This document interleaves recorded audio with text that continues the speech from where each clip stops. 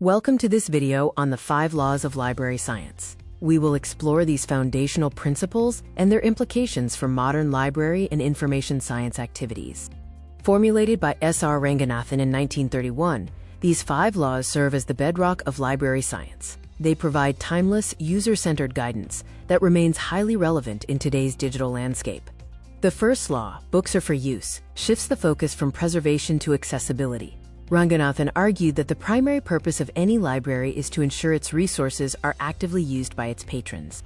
To implement the first law, libraries prioritize open access systems, robust classification, and diverse formats, ranging from traditional reading rooms to remote digital access, to ensure content is always available.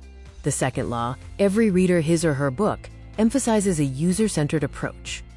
It recognizes that every individual has unique needs, and a library must cater to this diverse range of users. Practical applications include developing varied collections, performing careful material selection, and offering personalized services, such as specialized resources for the visually impaired, to ensure true inclusivity.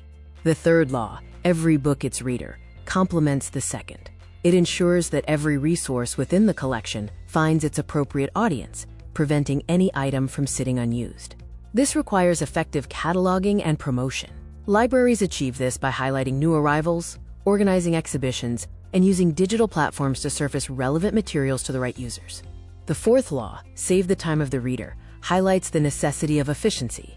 A library should make the discovery and retrieval of information as quick and seamless as possible. Libraries fulfill this by adopting automated circulation systems and user-friendly online public access catalogs, or OPACs, which allow patrons to locate materials in seconds.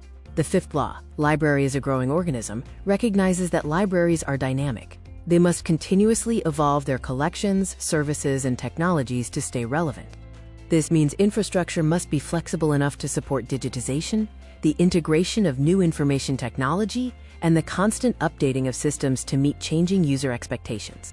In conclusion, Ranganathan's 5 laws remain a vital framework. By focusing on accessibility, efficiency, and growth, these principles continue to guide library management into the modern digital age.